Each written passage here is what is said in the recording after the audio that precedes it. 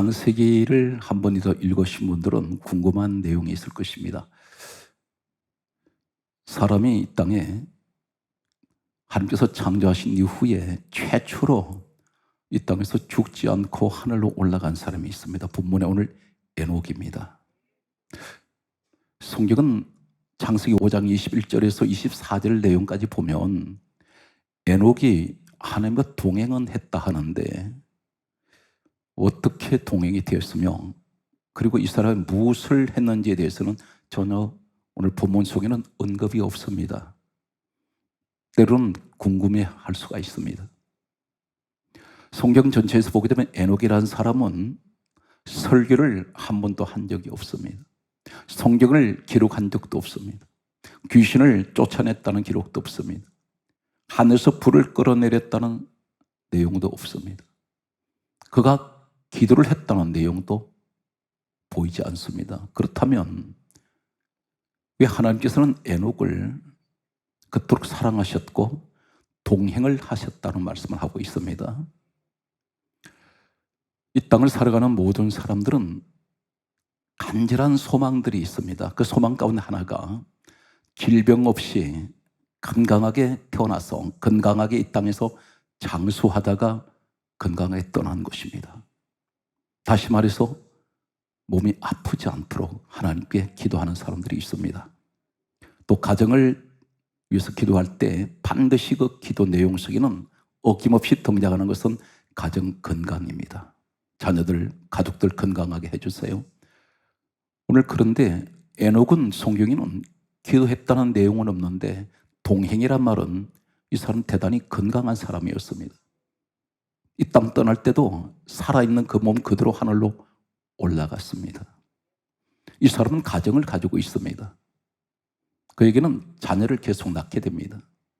아내도 있었을 것입니다. 한 가정의 가장입니다. 우리의 소원 가운데 가장 큰 소원은 하나님 함께 해주세요.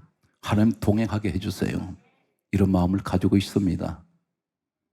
그리고 이 땅에서 죽음을 보지 않고 사람들이 임종할 때는 이 세상에 태어나서 가장 두렵고 불안하다고 합니다. 임종을 맞이하는 사람들은 그만큼 또 고통이 있다고 합니다. 오늘 에녹처럼 우리는 어떻게 하면 하나님이 동행하고 하나님께서 함께 하실까요? 그리고 이 땅에 떠날 때 죽음을 보지 않는, 성경 분명히 에녹이라는 사람은 죽음을 보지 않았습니다. 성경을 이제 에녹에 관해서 창세기부터 신약에 에녹 사건을 찾아가겠습니다. 먼저 본문 내용을 한 절씩 보게 되면 창세기 5장 21절에는 다음과 같은 말씀을 하고 있습니다. 에녹은 65세 때에 무드셀라를 낳았고 이렇게 기록하고 있습니다. 65세 때 낳았습니다.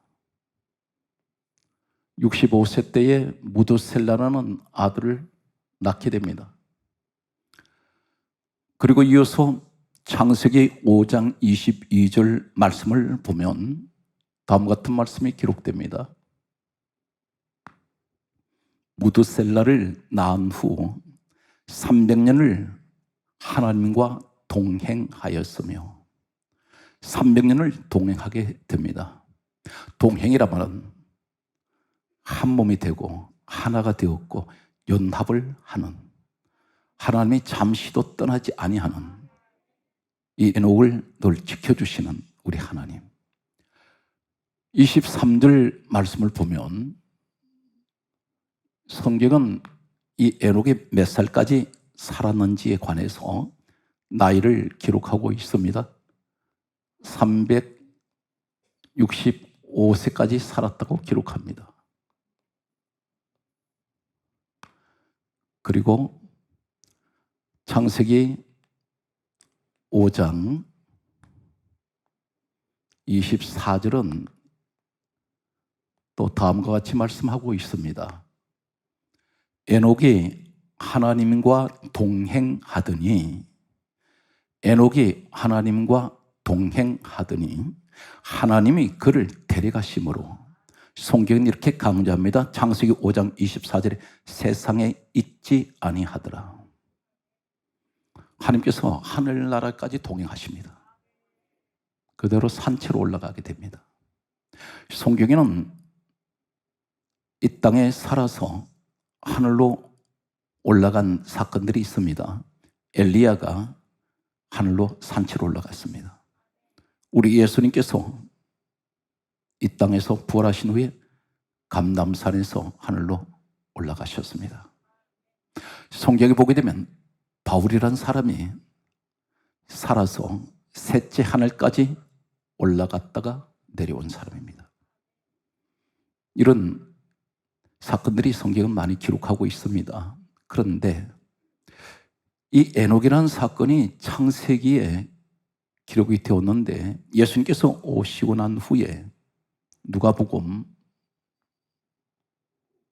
3장 37절에 보게 되면 예수님 족보가 시작됩니다. 예수님으로부터 하나님까지 거슬러 올라가는 그 내용 속에 많은 믿음의 사람들이 이름이 기록되고 있습니다. 그 가운데 에녹이라는 사람 이름이 기록되고 있습니다. 이 사람은 믿음의 사람이었습니다. 우리도 지금 믿음을 가지고 있습니다. 그렇다면 나도 에녹같이 될 수가 있을 텐데 도대체 에녹이라는 사람은 어떤 사람이었길래 이 사람을 하나님께서 이토록 사랑하셨을까? 성경에 보게 되면 솔로몬도 죽었습니다. 다윗, 하나님께서 그렇게 사랑했던 사람이었습니다. 사도행전 13장 22절에 보게 되면 내가 다윗을 만나니 내 마음에 맞는지라.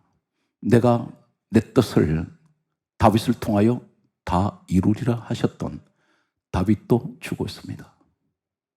이 사람은 70세에 죽었습니다.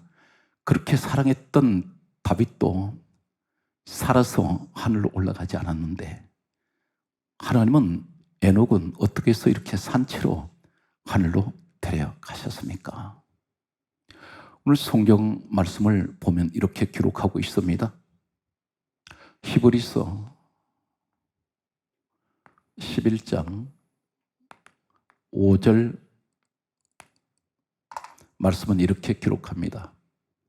창세기에 일어났던 이 에녹 사건이 신약에 와서 계시록 마지막 책인 요한계시록 쪽으로 점점 가다 보면 히브리서가 나오는데 수많은 세월이 흘렀습니다. 수천 년의 세월이 지나간 후에 에녹에 관해서 이렇게 말씀합니다. 믿음으로 에녹은 죽음을 보지 않고 옮겨졌으니 이렇게 말씀하고 있습니다. 그러면서 하시는 말씀이 그는 옮겨오기 전에 하나님을 기쁘시게 하는 자라 하는 증거를 받았으니 이렇게 말씀합니다. 증거를 받았다는 것입니다. 한 가지를 반드시 기억할 것은 이 사람은 딱 한 가지가 있습니다. 하나님을 기쁘시게 하는 자.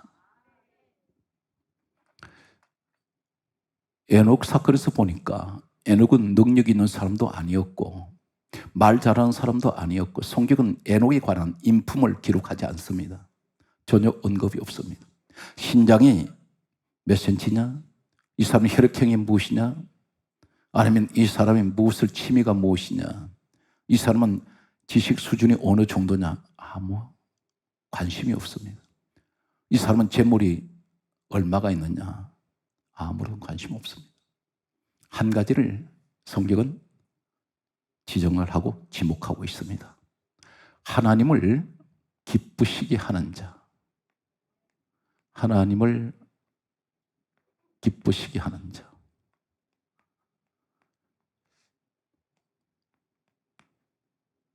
이 증거를 받았다 그랬습니다.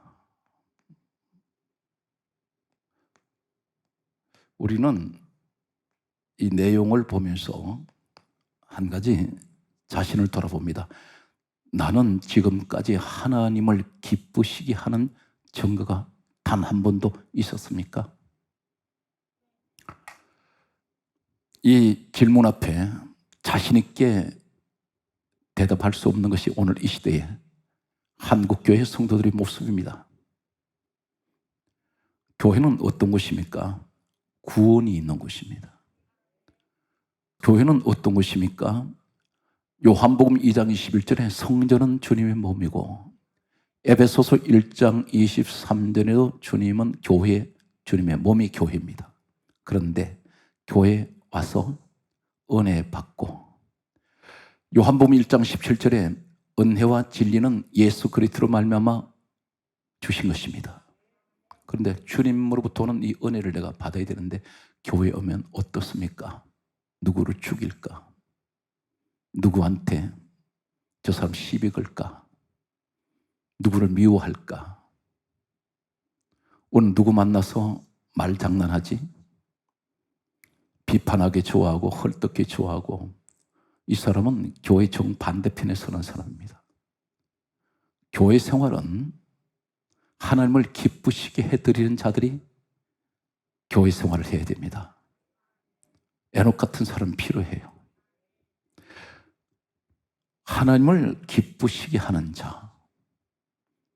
성경은 단 한 가지를 이렇게 에녹에 대해서 결론 짓습니다.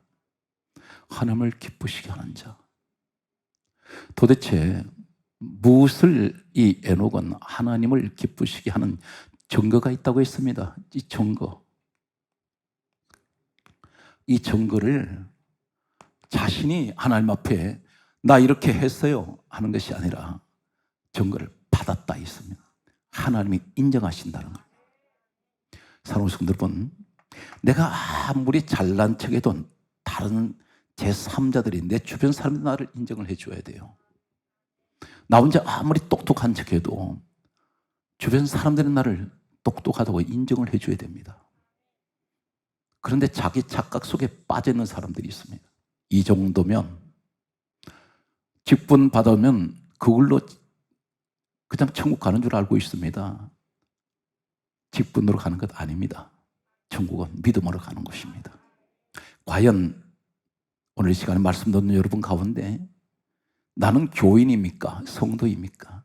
정말 나는 예수를 믿고 교회를 다니고 있습니까? 아니면 예수님은 내 몸 밖에 세워놓으시고 교회 나 혼자 다니고 있습니까? 주님과 동행하고 다니고 있습니까? 자기 스스로가 반문할 필요가 있습니다. 기도를 하도 독백처럼 하는 기도가 있고요, 기도를 하더라도 주님과 함께하는 기도가 있습니다. 그런데 나 혼자 떠드는 기도가 있어요. 반드시 무슨 말을 하면 듣는 대상이 있어야 되는데 주님이 그 자리에 안 계세요. 주님께서 들어주셔야 되는데 외면할 때가 있습니다. 이사야 말씀을 보면 마당 신자에게 관해서 이렇게 말씀합니다. 너는 성전에 오지 마라. 누가 성전문을 닫을 자가 있으면 좋겠다, 그렇게 말씀하세요. 성전에 나오는 사람, 그 사람 보시더니 차라리 너는 가룟노자처럼 하시는 말씀이, 너는 차라리 태어나지 말았을 것을. 오늘 여기서 에녹의 모습을 보면 이 에녹은 보통 사람이 아닙니다. 여러분 생각할 때 하나님을 기쁘시게 하는 자라니까 누구나 다 기쁘시게 할 수 있죠. 그런데 아무나 기쁘시게 할 수가 없어요. 예수님께서 다음 같은 말씀을 하십니다. 요한복음 8장 29절의 말씀을 보게 되면 다음 같은 말씀을 하고 계십니다. 주님이 말씀합니다. 나는, 그렇게 말씀합니다. 나는 항상 그가 기뻐하시는 일을 행함으로 나를 혼자 두지 아니하시느니라, 그렇게 말씀하셨습니다. 주님이 그렇게 말씀하세요. 무슨 말씀입니까? 나는 항상, 그가 누구입니까? 하나님 아버지. 나는 항상 하나님 아버지께서 좋아하시는, 기뻐하시는 일을 행함으로 나를 혼자 두지 아니하신도다. 에녹하고 똑같은 상황을 말씀하고 있습니다. 에녹은 하나님을 기쁘시게 하는 자라 하는 증거가 있어요. 우린 여러 가지가 있을 것입니다. 하나님을 기쁘시게 해드리는 것, 예물을 믿음으로 드리는 사람, 기도하는 사람, 열심히 믿음으로 예배 드리는 사람, 내가 주님 때문에 세상주를 다 끊어버린 사람들, 주님이 기뻐하시죠. 그런데 오늘은 에녹 이야기입니다. 에녹 한 가지를 하나님께서는 기뻐하시는 자라는 증거가 있었다는 것입니다. 오늘 이 에녹에 관해서 이제 유다서를 소개합니다. 유다서 창세기를 보게 되면 에녹에 관해서는 더 이상은 어떤 결론을 찾을 수가 없습니다. 해답을. 그런데 유다서에 하나님께서 에녹에 관해서 해답을 주고 계십니다. 무엇이 이 사람을 하나님께서 기쁘시게 하는 자라는 증거가 있었는지를 말씀합니다. 유다서 1장 14절에서 15절에 보게 되면 에녹이 이렇게 말합니다. 보라, 주께서 수만의 거룩한 자와 함께 임하셨나니. 그리고 15절에 하신 말씀은 무사람을 심판하실 것이다. 바로 뭐냐면 주님이 오신다는 것입니다. 그래서 만민들에게 이 사실을 전파합니다. 이것이 바로 뭐냐면 전도예요. 우리 예수님 오신다는 것입니다. 사방에다가 이 사실을 그는 선포했습니다. 보라, 이렇게 말합니다. 보라, 주께서 수만의 거룩한 자와 함께 임하시나니 무사람을 심판하실 것이다. 그분이 구원자라는 것입니다. 예수를 소개하고 있습니다. 이것이 하나님을 기쁘시게 하는 자의 증거입니다. 오늘 예수님께서 이 땅에 오신 목적을 한 가지를 말씀하세요. 그 목적이 어떤 것일까요? 마가복음 1장 38절 말씀 보면 다음 같은 말씀을 하십니다. 나는 전도하러 왔다. 내가 이를 위하여 왔노라. 그렇게 말씀하세요. 주님은 늘 이 땅에 오셔서 33세를 계시는 동안에 잠시도 영혼 구원에 대해서 눈을 떼지 않습니다. 계속 그게만 관심을 두십니다. 어느 정도로 주님께서 한 영혼 구원을 위해서 늘 천하보다 귀하게 여기셨느냐면 사마리아 우물가에 한 여인이 물길로 나왔습니다. 이때 주님은 시장하셔서 사마리아 우물가에 앉아 계시는데 한 여인이 물동이를 들고 물을 길러 왔을 때 한 여인을 앞에 두고 이 여자에게 복음을 전하세요. 그 때약볕입니다. 정오라고 있습니다. 가장 뜨거운 시간입니다. 그 때약볕에 앉으셔서 예수 그리스도를 소개합니다. 그때에 우리 뭘 느낍니까? 그 한 영혼 살리시려고, 구원하시려고 어느 정도로 주님께서 이 영혼 구원에 관해서 애타는 마음을 가지고 계셨냐면 십자가에서 못 박히시고 가시 머리에 씌우시고 창으로 옆구리를 찔러서 이 창은 깊숙이 파고 들어갔는데 어느 학자는 이렇게 말했습니다. 그 창끝이 심장까지 닿을 정도였다. 이렇게 말합니다. 가슴을 완전히 간통해 버렸습니다.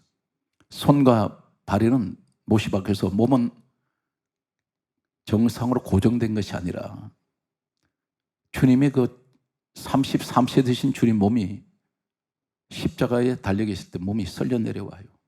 얼마나 고통스럽습니까? 그런데 그런 고통 중에 좌우에 십자가가 있는데 두 강도가 달려 있어요. 이 강도 한 사람에게 복음을 전하세요. 내가 오늘 나와 함께 나분에 있으리라. 정신이 아득아득 나가는 상황에서 주님은 마지막 숨을 거두시는 순간까지도 한 영혼 구원을 위해서 이 땅의 모든 것을 다 전도를 위해서 희생하셨던 분입니다. 주님께서 부활하시고 난 후에 마지막 떠나실 때 남기신 부탁이, 이 부탁은 지상의 명령, 마지막 유언과 같습니다. 그 내용이 우리가 잘 아는 사도행전 1장 8절에 오직 성령이 너에게 임하시면 너희가 권능을 받고 예루살렘 온 유대 사마리아 땅끝까지 이르러 내 종인 되어라. 내 종인 되어라. 오늘 이 에녹은 증거가 있습니다. 그 증거가 뭐예요? 하나님을 기쁘시게 하는 자의 증거가 있어요. 그 기쁘시게 하는 자의 증거가 바로 뭐냐면 전도였습니다. 여기서 중요한 내용은 에녹이 몇 명을 전도했다는 기록이 없어요. 우리의 사명이 무엇인지 아십니까? 내가 몇 명을 전도해야지 그것이 중요한 것이 아니라 듣든지 아니 듣든지 만나는 사람마다 예수 전하는 거예요. 그러면 그 열매를 맺게 하시는 분은 우리 하나님이 하십니다. 내가 할 역할은 전하는 겁니다. 대상을 가리지 마세요. 누구를 만나든 항상 예수 그리스도를 전하면 그 말을 통해서 어떻게 되는지 아십니까? 성령이 그 사람의 상대방의 마음에 임재하시고 마음을 변화시킬 수 있다는 것입니다. 오늘 여기에서 성경 말씀은 이렇게 기록하고 있는 것을 보게 됩니다. 마가복음 16장 15절 말씀에 보면 주님께서 이렇게 말씀합니다. 따라하시겠습니까?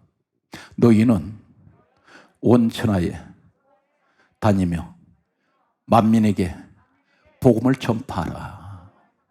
주님의 명령이에요. 너는 온 천하에 다니며 만민에게 복음을 전파하라. 너 기분 닿는 대로 전하지 말고 어린아이든 어른이든 빈부 상관하지 말고 누구에게든 복음을 전하라는 겁니다. 이것이 주님께서 우리에게 하시는 말씀입니다. 오늘 그러면 여러분들 가운데는 자기 자신을 볼 때엔 세상의 조건이 내세울 만한 변변한 조건이 없다고 생각할지라도 오늘 에녹 같은 사람이 될 수 있는 것은 무엇입니까? 내 마음속에는 항상 영혼 구원에 대한 열망, 이 뜨거운 열정, 이런 마음을 품고 계시면 분명 여러분은 에녹같이 하나님을 기쁘시게 하는 증거가 있는 사람입니다. 오늘 이 자리에 성령을 받으신 분이 계세요. 그런데 성령을 받은 목적이 뭘까요? 우린 그렇게 성령을 사모합니다. 성령을 사모하는데 성령은 한 분이 내게 임하시면 18가지, 9가지 은사, 9가지 열매가 있죠. 고린도전서 12장 7절 이하의 말씀 보게 되면 성령이 내게 임하실 때 각 사람에게 성령께서 당신의 뜻대로 은사를 나눠주세요. 그 나눠주신 은사가 어떤 은사가 있습니까? 내용이 보게 되면 지혜, 말씀, 지식의 말씀, 병 고치는 은사, 능력, 행함, 예언, 영분별, 통변, 그리고 여기 말씀 보면 방언, 이 내용들이 소개되고 있습니다. 그런데 이 은사를 왜 주셨을까요? 그리고 갈라디아 5장 22절 이하의 말씀 보게 되면 9가지 열매가 있습니다. 사랑, 희락, 화평, 오래 참음, 자비, 양선, 충성, 온유, 절제가 있죠.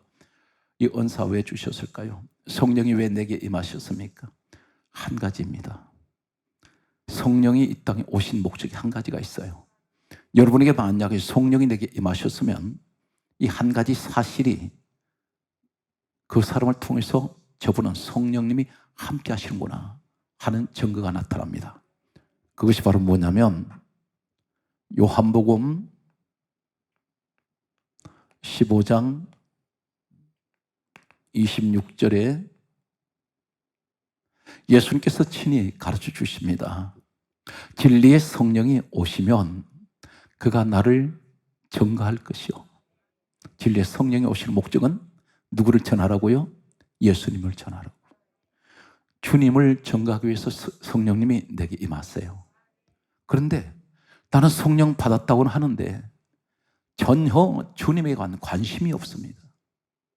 세상 것이 내 마음에 지배하고 있어요. 꽉 차 있습니다.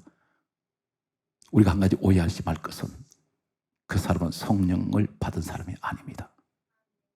성령님이 이 땅에 오셨을 때는 돈에 관심이 없어요. 오직 성령님은 영혼 구원에 관심이 있습니다. 예수님도 영혼 구원에만 관심이 있습니다.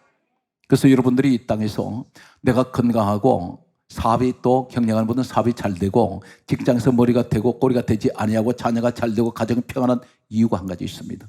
하나님은 나를 통해서 많은 사람에게 예수 전가하라고, 그래서 그들을 구원하라고 하시는구나. 그래서 주시는 물질 가지고 선교하는 데 쓰셔야 되고 구제하는 데 쓰는데, 여러분들 가운데서 내가 누구를 도와주더라도 자기 이름 드러내면 안 됩니다. 반드시 예수 이름으로 도우세요. 도와주면서도 교회를 다니시라고. 이해가 되십니까? 오늘 이 사람이 하나님을 기쁘시게 하는 증거가 있습니다. 오늘 여러분들 그 주인공이 되시기 바랍니다. 코로나 바이러스로 인해서 전도하기가 어려운 시대인데, 그럴지라도 친구 간에 전화 한 통 하나 할 때 친구가 불신자면 교회를 다니라고 권할 수가 있습니다. 그 말 한마디를 통해서 성령님 그 사람을 마음을 변화시킬 수 있습니다.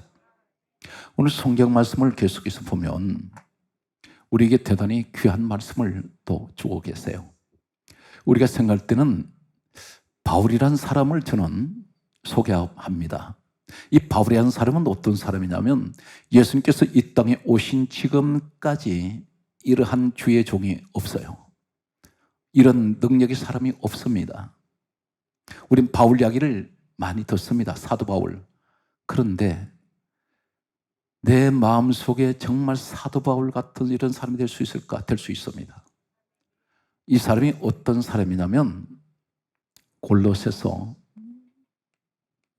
4장 3절에 보면 우리가 잘 알고 있는 대로 바울은 신약 성경 우리가 가지고 있는 27권 가운데 13권에서 14권을 기록한 사람으로 알려지고 있습니다. 이 사람은 순교를 했는데 AD 역사에 보게 되면 AD 61년에서 63년 사이에 로마에서 순교했던 것으로 그렇게 전해지고 있습니다. 이 사람은 가히 놀라운 능력이 나타났던 사람인데, 손수건 앞치마, 자신의 몸에 지니고 있던 이 천조각을 사람들이 그것을 가져다가 어떤 병에 걸렸든지 갖다 얹으면 치료가 되어요. 이 사람은 자신의 몸에 천조각에도 능력이 나타났던 사람입니다. 바로 성경에 나타나는 내용을 보게 되면 유일하게 바울에게 나타난 이 천조각, 자신의 몸에 지니고 있던 이 천조각에도 능력이 나타났던 이 사건이 어디냐? 바로 예수님의 혈루증 여인 사건입니다. 주님 뒤로 가서 이 혈루증 여인이 믿음으로 주님 옷가에 손만 대면 치료되는 줄로 믿었습니다. 치료되지 않습니까? 그건 이 능력이 바울에게 있었어요.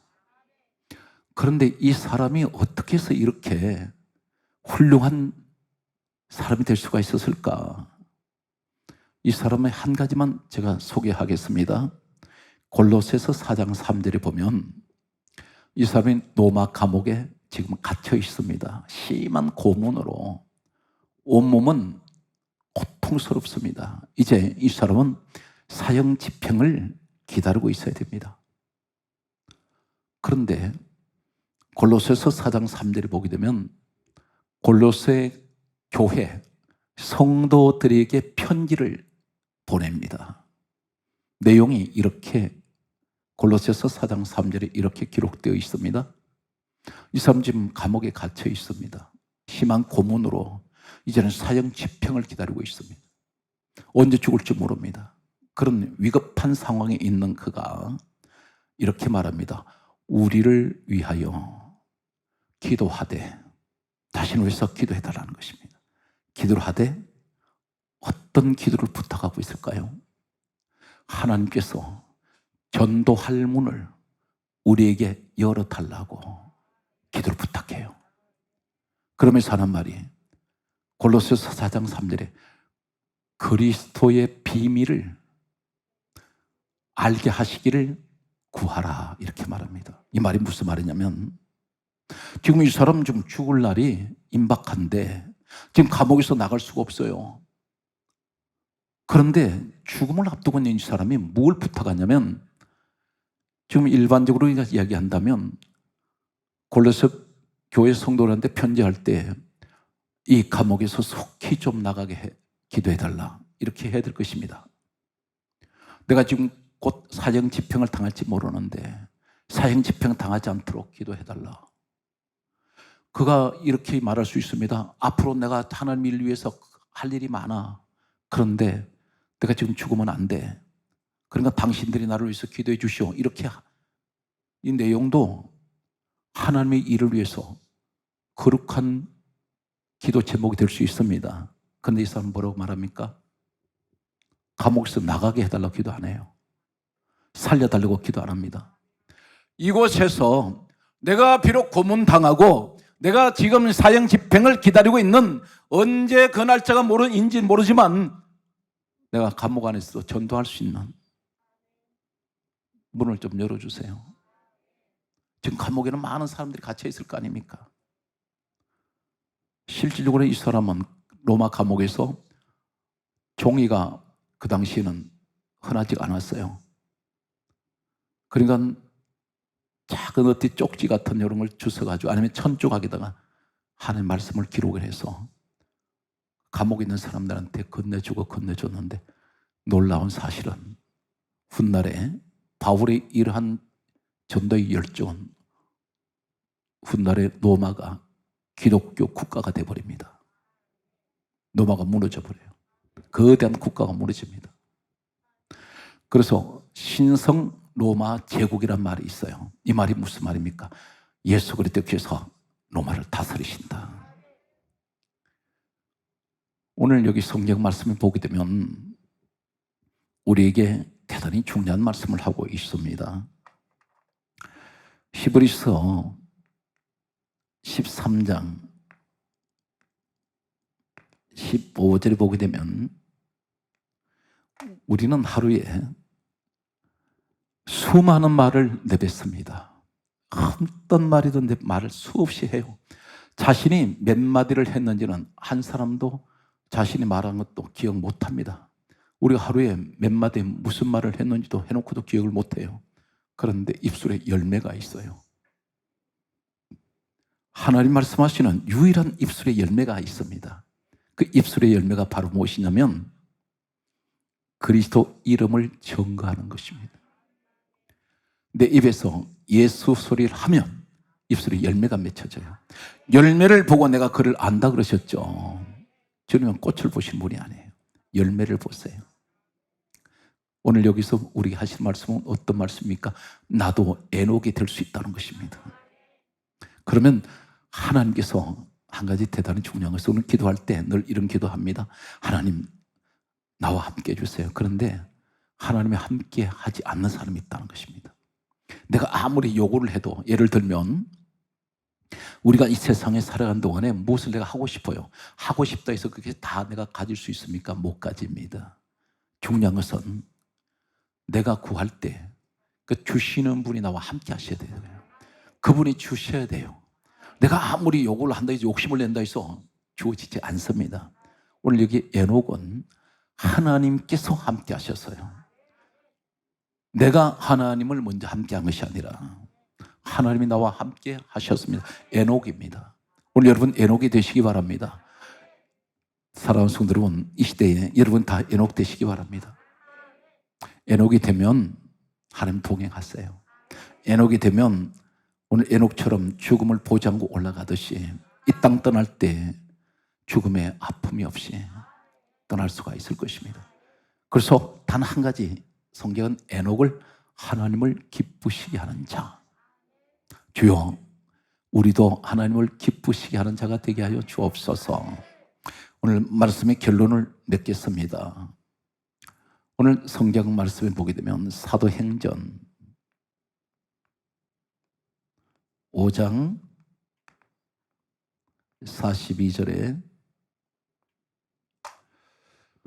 성경 말씀은 이렇게 기록합니다. 날마다 성전에 있든지 집에 있든지 예수는 그리스도로와 가르치기와 전도하기를 그치지 아니하는지라. 이 사람들이 성령의 사람이에요. 성령의 사람은 전도를 쉬지 않습니다. 어떤 대화를 누구를 만나든 반드시 그 대화 속에는 예수가 계세요. 그럼 무조건 하고 예수 믿으세요 하면 안 됩니다. 내가 만났던 주님, 내가 체험했던 감정, 그분들은 성경 말씀을 잘 모르지 않습니까? 그러다 보면 어떻게 됩니까?